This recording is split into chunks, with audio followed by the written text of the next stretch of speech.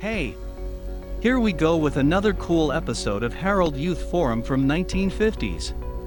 Selected young girls and boys all around the world gathered and discussed about the world we want topic. They got very bright ideas and watch by yourself.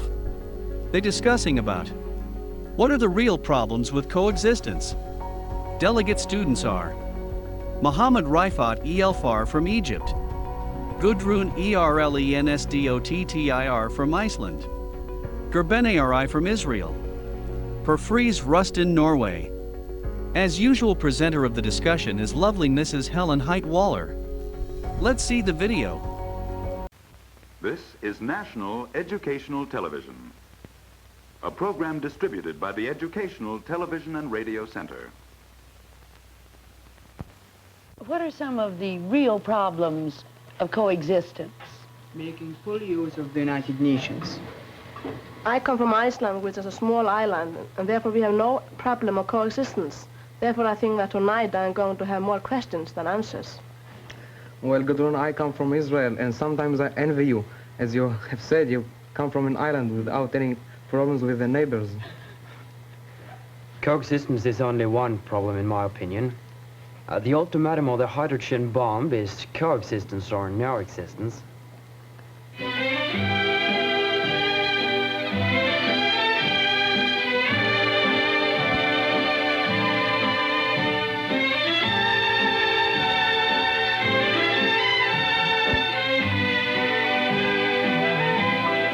This is the world we want, with young people from the four corners of the globe brought together by the New York Herald Tribune Forum for High Schools, here to discuss the world we want under the direction of Helen Height-Waller.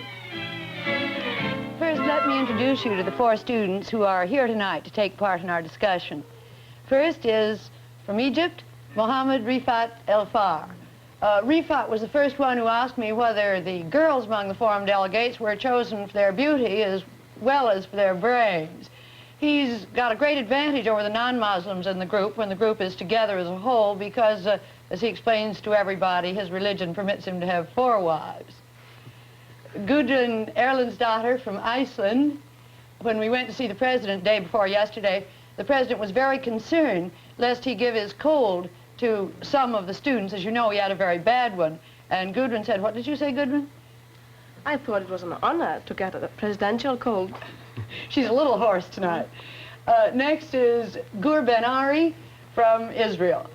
Gur Ben-ARI says that for the 4 days in Washington, he doesn't think he got any sleep at all. What were you doing all that sleepless time? What was the main thing, Gur? Well, the climax of our stay in Washington, of course, it was the meeting with the president, and I appreciate him before as a general and as a president, and now I appreciate him as a personality, because really, I felt as if I knew him for years ago, and really now I can understand why they call him Ike. And last, Friis RUSTEN from Norway. Per was real busy in Washington too, but he says he was too busy to get to the Capitol or to see the Washington Monument or the National Museum. However, he was spending a lot of his time seeing one of the big high schools in Washington that has just been integrated, McKinley High School, and also seeing Senate hearings, watching them. Well, now, on this point of coexistence, of course, we Americans see the problem as a conflict between two completely different political and economic systems.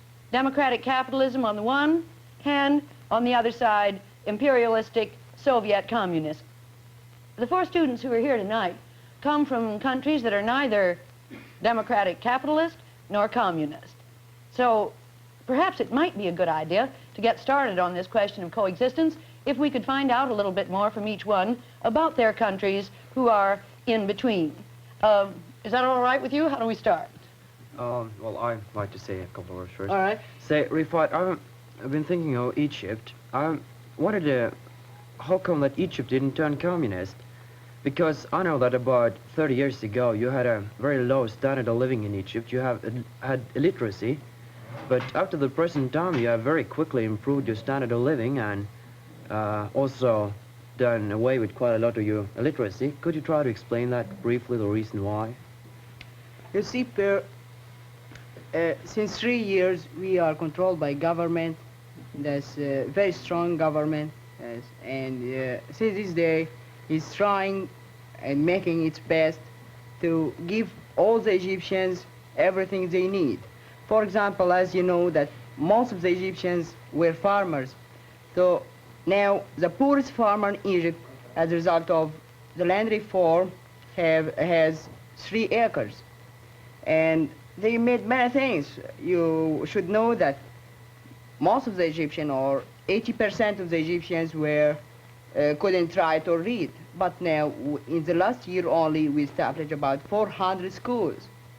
And to let the women be very happy that the more things that they are struggling for it since many years is to vote. And in Egypt, they are going to vote the next year or the year before, the year after, as a result of this good government. But, Per, could you tell me how it is that your country has not come communist? You have a socialist government, and... Well, we have got a socialistic government, I admit that. It's even a very strong socialistic government, in my opinion. I could try to explain a policy of the government very briefly what concerns economics and see the good and the bad sides of it. We've had a socialistic government since 1932, I think, only interrupted by the war. It has tried to enforce a lot of economic restrictions, and generally spoken, one could say that some of them has been to the benefit of the people, others not. They have, for instance, taken over many of the big businesses. But when a government takes over the big businesses, it takes in many people in order to prevent unemployment. But when you have too many people concerned in a business which actually don't do too much work, obviously they won't pay. Another thing is that they have given us many pensions. We have, for instance, health insurance, which certainly has been to the benefit of the people, while our foreign policy, what concerns economics, isn't so good at the present time. How pure a socialism do you consider Norway, Per? How pure? How pure? Is it a pure form of socialism? Yes, I think so. Well, then, Gur, maybe you should tell us about your collectivism in Israel, at least in the kibbutz. How's it working? Yeah, first of all, I want to... What's the kibbutzim? Maybe I'll call it a small settlement, a democratic small settlement. Democratic because... Let's spell the word. Kibbutzim, is the kibbutzim the plural? The plural of but kibbutz. But you say you live in a kibbutz. You live in the kibbutz. And each kibbutz is the name of the settlement. Is a collective settlement. Each kibbutz is collective settlement. Then we have some other sorts of settlements. But tell us about the kibbutzim. All right. I just told you before that it's a democracy, because really I think that only, at any rate, in the kibbutzim, you'll be able to find the real democracy, the real... Because every member of the kibbutzim, while he is it doesn't different what position he is in the kibbutzim. He might be the truck driver, the teacher, or the room cleaner. He has the same rights and the same duties as the other one. And really, in the kibbutzim, every big decision and as well as a small decision can be passed only if the majority of the members of the kibbutzim agree, and they. For example, in the kibbutzim, they don't work for their own benefit, for their own individual benefit. They work for the kibbutz as a group. They work for the kibbutz, and they share the profits by the kibbutz. They can't earn money themselves and keep it then. It's completely different from our... You see, but they don't need it. They get everything they want from the kibbutz. They get housing, furniture, of course, food and clothing. And if they really want to go and enter themselves in the big cities, they can get money from the kibbutz. Let's return back 6 minutes. Oh, Gudrun, you said that there's no neighbors near you that cause you some troubles. And why you were fighting with Eric, the boy from Denmark? That's another problem. But, of course, though Iceland is a small country and you find it very small and unimportant, we have our own problems to fight. For instance, the Danish people. Iceland was under the Danish people for 4 centuries, and as you perhaps know, Iceland is mostly known for its literature, for the old sagas and for the old poetry. And in fact, we love that poetry, and every person in Iceland knows them by heart. The sagas, yes, the old sagas. It's the first books that the children read, and how poor the the farmer he has 10, at least 10 of the old sagas, and he knows them by heart. And in old days, in 12th century, they ate their shoes rather to give those manuscripts away. And what was your problem with Eric? I didn't get in on this problem of coexistence. Wait a minute. Yes, in the 17th century, an Icelandic professor of the University of Copenhagen, he collected those manuscripts and he got quite a lot of them. When he died, he gave them to the University of Copenhagen, British people. And now the manuscripts are kept in Copenhagen and we want them back, because now we are building our own university and we want our own library, and we want them back, but the Danish people don't want to give them back. Well, maybe when Eric's heard your argument, he'll do something to influence them. I wish there were no more serious problems of coexistence than that. Just one thing I want to tell you. You said that as your country is very small, is not important. I don't think so, because my country, Israel, is also very small. At least to me, it's very important country. So talking about the Middle East, seems that many of us have some difficulties in coexist with somebody else. Since we have a boy from Egypt and a boy from Israel here, I'd like to ask you some maybe touchy questions about the problems down in the Middle East. Could you, Gur, try to explain briefly and get the main points about what happened in Israel in 1947?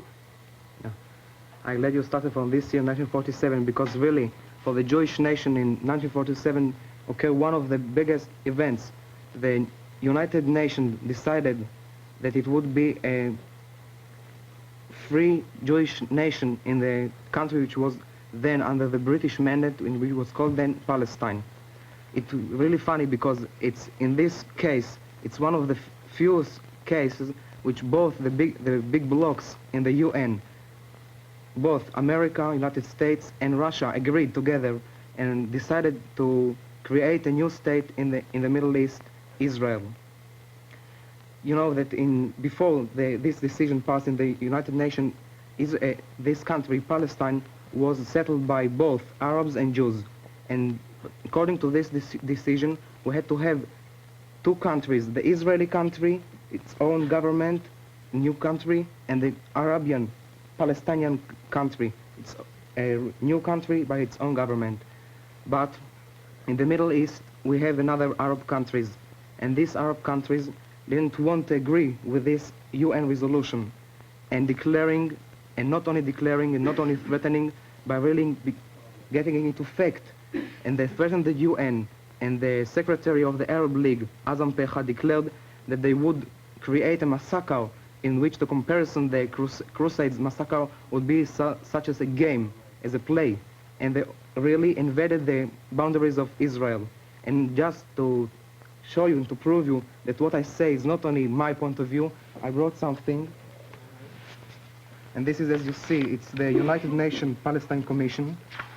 And I should like, if you let me, to just quote a very short sentence from here.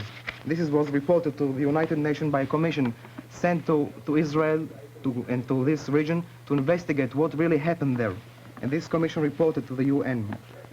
As the commission reported to the Security Council in its first special report on 16 February 1948, powerful Arab interests, both inside and outside Palestine, are defying the resolution of the General Assembly and are engaged in a deliberate effort to alter by force the settlement investigate therein. Armed Arab bands from neighboring Arab states have infiltrated into the territory of Palestine and together with local Arab forces are defeating the purpose of the resolution by acts of violence. And from this real event happened all the other problems and troubles. We had... Did you bring a library with you, RIFAAT? No, I didn't have the chance to do that. Yeah, I'm very sorry. It isn't a library, just a proof that I wasn't sure that they would believe me, so just to prove. And you see, we had the war, really, because at the beginning it was only war created by the local Arab citizens of Palestine. And then on the 5th of May, 1948, 7 Arab countries, regular armies invaded to Israel. Well, now look, let's give RIFAAT a chance. All right. Because sorry. May I, if you should sum up what you said, would it be correct to say that you got recognized, your country Israel got recognized by the UN, but the Arab countries have difficulties in recognizing Israel. Is that right? It's not also right that I would tell you something else, that the Arab countries, by their problem, for the first time, they created this members of the UN rejected the UN resolutions by military force and raised arms against UN resolutions. Okay, well, RIFAAT, you need a fair chance to tell your opinion about that point. First of all, I would like to tell Gur that the Arab countries didn't begin to attack Israel, the country which was recognized by the United Nations, before it began to do its unpeaceful policy against the people of Palestine. And that's what I wanted to remark about his speech and about his library. I'm sorry I couldn't bring one like this, but I hope the next time I'll have the chance. But you may ask me about the problem in my point of view. As I can see this problem, I never can find this now. This is a political problem or something like this. Now I can see this a social problem.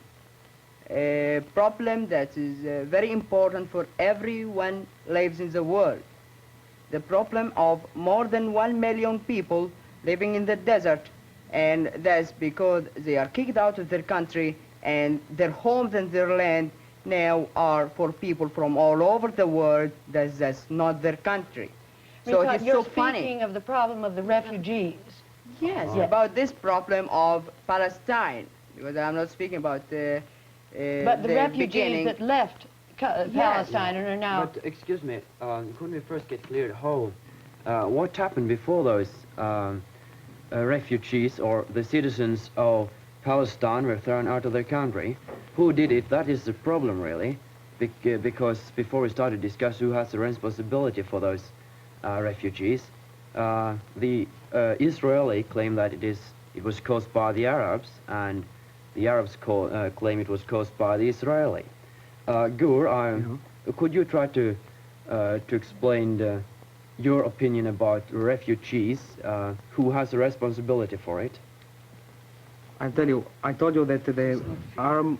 Do you want to finish? Wait, excuse me, you could go ahead and finish finish, your RIFAAT. Let's speak again about the problem at the beginning, if you like to hear it. See, the United Nations ordered this country or recognized that must be a country named Israel in this place. And it limited the area of this country. And after this, they were not satisfied with this area and began to collect the other lands for them. And of course, we must protect, the Arab must protect their land. It mustn't be taken from them, and after this they must bow to them. I don't think that's possible. So they tried to help this Arab by their armies, but for some special reasons, it's not necessary to say it to you or state it to you. That's because there's the reasons from outside the countries and some of them from the countries caused them to lose the war, and it happened. And then this area, which Israel was allowed to take by the permission from the United Nations, it was increased. So many people were living in these parts, so are the refugees. And 43% of these refugees are in the Arab country, and the others are living under the control of the Egyptians. It's the Egyptian government, but how can we feed them all? Excuse me, do you mean to say that the refugees which live in outside Palestine now actually were thrown out by the Jewish population of Israel? Is that what you try to say? Yes, by the government. I think I should fairly interpret what RIFAAT was saying, that the Israelis, you were saying, went farther than the boundaries that the UN told them to stay within, and that many of the refugees come from that area. Is that what you were trying to say? Yes. Yeah, I wanted to make it clear that your point got across. Can I please now express my point of view? I understand that there are two problems here, the boundaries and the refugees, and I try to answer to both of them. First of all, as I proved to you, the aggression in the Middle East was caused by the Arab countries. And really, you can't, you know, that reminds me something, that a boy murdered two of his two parents, and while coming to court, he asked pity because he is an orphan. That's what happened in the Middle East. The Arab countries invaded Israel in order to destroy it, to throw the Jews into the sea. And if they had succeeded in this wish that they wanted to do, they wouldn't have fished us from the sea and bring us back to the boundaries which the UN ordered. It's unfortunately for them and fortunately for us that we succeeded in defeating them. And you could now, after you gained something by blood and you paid for it very expensive, we had to sacrifice our flowers of the youth in this war. Now we can't come back. And there's something else. You know that in Just a second, Gur. I want to get a map up here so that we're absolutely sure what we're talking about. I'll have to hide the four of you for just a minute so I can get this in the camera. Here's the Mediterranean Sea, of course. The Egyptian border comes up to here. The borders now, I think this map is almost up to date. It doesn't quite have Gaza, but I'm outlining with a pencil now the borders of Israel, and then it goes up around here. Jerusalem is here, which is right on the boundary between the two countries, and this is the big area, the Negev, where many of your kibbutzim, I believe, are developing the country now. This then is the boundary, more or less, if the map is pretty much up to date, of Israel. Yeah. So I want to continue. So in 1948 we signed armistice pacts with the Arab countries, and these armistice pacts were signed in the supervision of UN observers and according to these international boundaries of Israel. So these are the international boundaries of Israel. And now something else I want to mention, that I think what's the use of the UN if a country, a member of the UN, does something against the UN and things like this. All right, now the UN decided something which doesn't fit, doesn't go together with our self-interest. We'll try to raise army against this, to reject this resolution. And then if we succeed, it's all right, we'll keep it. And if not, we'll go back to the situation which was at the beginning and we'll ask our rights. And now about the Arab refugees problem. Excuse me, before you go on to that, I would like to pose you a question. You said in the beginning that you base your statehood on the recognition of the United Nations. Is that right? You base your statehood on the recognition of the United Nations. Not recognition, but the solution of the United Nations and the resolution of the United Nations of creation a new Israeli state in the Middle East. All right, but at the same time, you have violated a border set by the United Nations. You have invaded a territory which you are not allowed to do according to the United Nations. I don't see your point of view there. I don't see how you could have both, have it both ways. I'll explain you. You see, Israel was invaded, and Israel didn't invade. In the process of pushing back the invading Arab armies, we really increased our area. Excuse me, are you agreeing with Per on this? No, I don't agree with the ruler of this discussion because it's not fair from you, Per, because you didn't give me the chance to speak to you. Excuse me. If Israel, this country, which wanted to respect the United Nations and carry out its orders, at least as they carried out its order in forming their country, they must carry out its order in doing the other things. And it's not too far for us to know that there's not more, but 2 years from the beginning nearly, the United Nations order are 3 orders. These 3 orders, at least they must be respected by the country which is formed to respect the United Nations. These 3 are the refugees. These people must return to their countries, their homeland, as they were before. It is not fair to bring people from all over the world to let them stay in the homes of the people. That's the first, and the second was the borders.